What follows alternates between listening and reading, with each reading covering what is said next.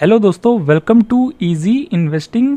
तो इस वीडियो में हम बात करने वाले हैं दो ईटीएफ्स के बारे में जो कि दो सेक्टर के अलग अलग हैं। पहला ऑटो सेक्टर के ईटीएफ के बारे में जहां पर आज सबसे ज़्यादा गिरावट थी, और दूसरा आईटी 20 ईटीएफ के बारे में जो कि आईटी सेक्टर में आज सबसे ज़्यादा तेज़ी देखने को मिली है, जो कि आज का टॉप गेनर रहा है। तो इन दोनों ही ईटीएफ्स के बारे में बात करेंगे। तो चलिए वीडियो को शुरू करते हैं।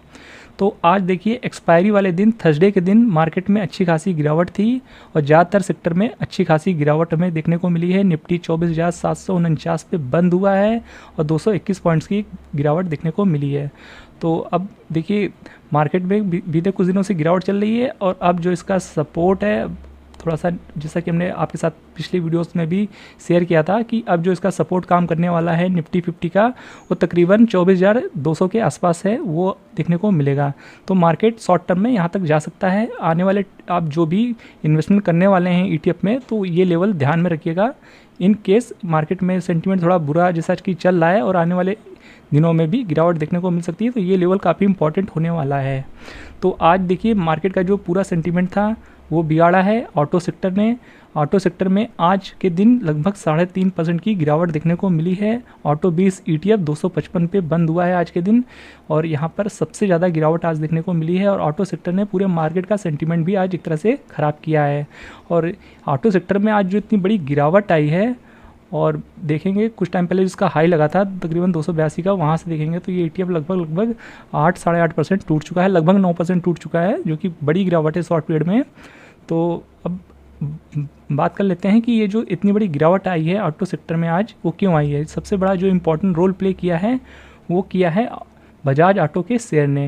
देखिए वैसे तो सभी स्टॉक ऑटो सेक्टर के आज गिरावट में थे, पर सबसे ज़्यादा गिरावट देखने को मिली है बजाज ऑटो के शेयर में, जिसमें कि लगभग 13% की गिरावट देखने को मिली है। एग्जैक्ट फिगर की बात की जाए तो 12.89% की एक बड़ी गिरावट देखने को मिली है इस स्टॉक में।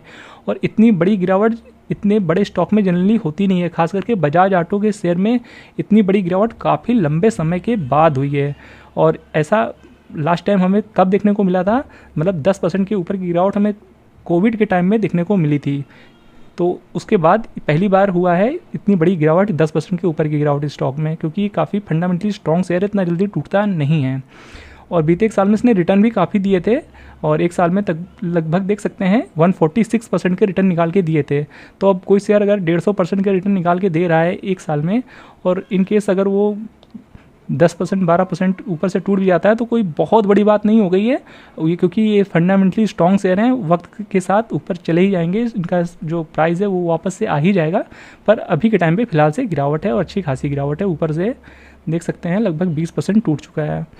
और जैसा कि कल ही इसके नतीजे आए हैं Q2 के, और वहाँ पर जो रिजल्ट थे कंपनी के वो अच्छे नहीं थे, जिस वजह से ऑटो सेक्टर में गिरावट देखने को मिल रही है। और जो कंपनी का जो मुनाफा था वो 31% घट गया है, तो जिस वजह से इस स्टॉक में आज काफ़ी गिरावट देखने को मिली है। और आप यहाँ सारी चीज़ें पढ़ भी सकते हैं कि क्या कुछ हुआ है। और देखिए ऑटो सेक्टर में ज़्यादातर जो स्टॉक्स हैं ना, वो उस समय गिरावट शो कर रहे हैं, क्योंकि यहाँ पर सेल्स में भी थोड़ी सी कमी देखने को मिल रही है। और यहाँ पर जो चीज़ें हैं वो आप यहाँ डिटेल में पढ़ भी सकते हैं। तो कहने का मतलब है शॉर्ट पीरियड में तो यहाँ पर अभी फ़िलहाल गिरावट चल रही है ऑटो सेक्टर में। तो अगर आपका नज़रिया लंबे समय का है तो आप निवेश कर सकते हैं, क्योंकि अच्छा खासा करेक्ट हो गया ऊपर से। और देखिए आप किसी एक दो स्टॉक में पैसा नहीं लगाना है, पूरे सेक्टर पे पैसा लगाना है। तो अगर आपका नज़रिया थोड़ा मीडियम से लॉन्ग टर्म है तो आप इजीली यहाँ पर निवेश कर सकते हैं थोड़ा बहुत, और फर्दर गिरावट में आप थोड़ा थोड़ा पैसा लगाते रहिएगा, एक बार में ज़्यादा पैसा मत लगाइएगा। बाकी आज की मार्केट की गिरावट की जो मेन वजह थी, एक ये वजह ये भी थी कि देखिए यहाँ पर एफआईआईज़ की अभी भी लगातार सेलिंग आ रही है, रुकने का नाम नहीं ले रही है।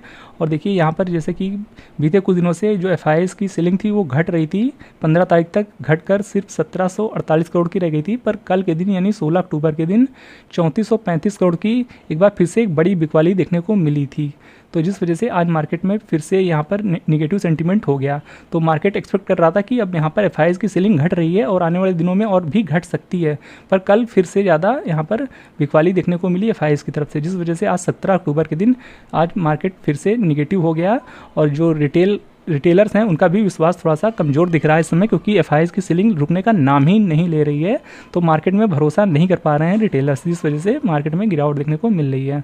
तो ये एक बड़ी परेशानी की वजह चल रही है मार्केट में। और आज का अभी डेटा आना बाकी है 17 अक्टूबर का, मे बी यहाँ भी आज अच्छी खासी बिकवाली देखने को मिली होगी FIs की तरफ से।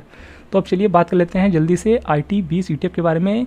आज इस सेक्टर में सबसे ज़्यादा तेज़ी देखने को मिली, लगभग 0.86% की तेज़ी थी।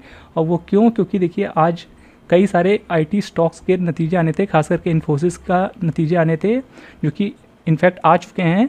और देखिए इन्फोसिस, विप्रो और LTI माइंट्री तीन बड़ी कंपनियों के नतीजे आने थे और तीनों ही IT सेक्टर में अच्छा खासा वेटेज है।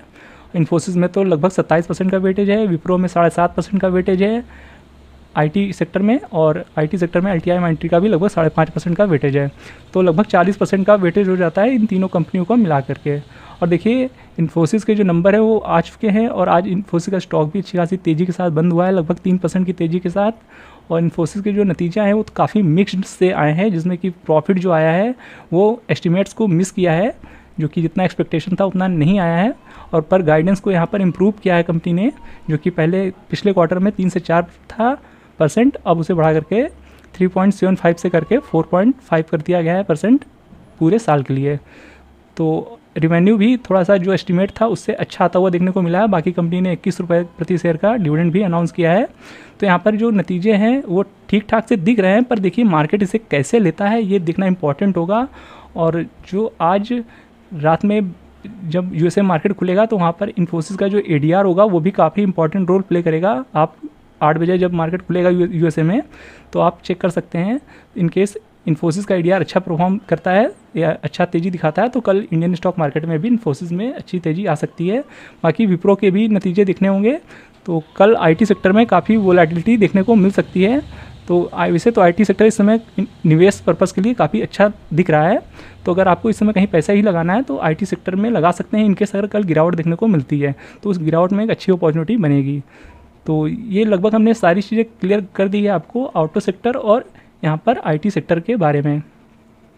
तो कल के दिन अगेन हमें ऑटो सेक्टर और IT सेक्टर में फोकस बनाकर रखना है। इन्वेस्टमेंट पर्पज़ के लिए दोनों ही ETF अच्छे हैं। हालांकि ऑटो अभी गिरावट में है, थोड़ा सा यहाँ पर सेलिंग प्रेशर चल रहा है क्योंकि कंपनियों के नतीजे अच्छे नहीं आ रहे हैं। पर IT अगर इनकेस गिरावट शो करता है तो आप यहाँ पर बाइंग अपॉर्चुनिटी बनेगी। दोनों ही ETF ठीक हैं लॉन्ग टर्म पर्पज़ के लिए, अगर आपको निवेश करना है तो कर सकते हैं, पर आपको अच्छे से रिस्क मैनेज करके चलना है। इनकेस फर्दर गिरावट होती है तो आपके पास हर गिरावट में पैसा लगाने के लिए होना चाहिए, अदरवाइज नहीं तो आपको प्रॉब्लम हो सकती है क्योंकि मार्केट अभी लगातार गिरावट शो कर रहा है। अब ये गिरावट कब तक चलती रहेगी, FIs कब तक बिकवाली करते रहेंगे, ये भी बहुत ही कह पाना मुश्किल है। तो आप हर गिरावट में निवेश करने के लिए पैसे जरूर रखिएगा, एक बार में ज़्यादा पैसा नहीं लगाना है। तो ये था एक डिटेल्ड वीडियो इन दोनों ही सेक्टर के बारे में, जिसमें हमने ऑटो और IT सेक्टर को कवर किया इस वीडियो में। तो देखिए, और बाकी देखिए ऑटो सेक्टर का जो लेवल है वो भी थोड़ा सा आप देख लीजिए। यहाँ पर जैसे कि हमने पिछले वीडियो में जब हमने 1-2 दिन पहले आपके साथ वीडियो शेयर किया था तो हमने बताया था कि जो अब ये ETF का सपोर्ट बन रहा है वो लगभग 250 के आसपास बन रहा है, और ये 255 पे तो आ ही गया है। अब थोड़ी सी और भी गिरावट इन शॉर्ट पीरियड में देखने को मिल सकती है, और अब इसका जो नेक्स्ट सपोर्ट है वो है 238 रुपये का। तो इन शॉर्ट पीरियड, क्योंकि अब नतीजे भी अच्छे नहीं आए हैं और जो कुछ दिग्गज कंपनियां हैं ऑटो सेक्टर की, तो वहाँ पर और भी सेलिंग प्रेशर देखने को मिल सकता है, जिस वजह से इस ETF का अब जो अगला सपोर्ट निकल के आ रहा है वो लगभग 238 रुपये के आसपास निकल के आ रहा है।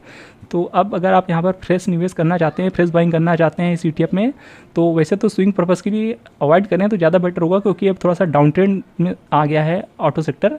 पर अगर निवेश पर्पज़ के लिए अगर आप यहाँ पैसा लगाना चाहते हैं इन्वेस्टमेंट पर्पज़ के लिए, तो 238 वाला लेवल काफ़ी इंपॉर्टेंट होने वाला है। तो इन शॉर्ट पीरियड ये ETF यहाँ तक भी जा सकता है, तो यहाँ तक रिस्क मैनेज करके ज़रूर रखिएगा।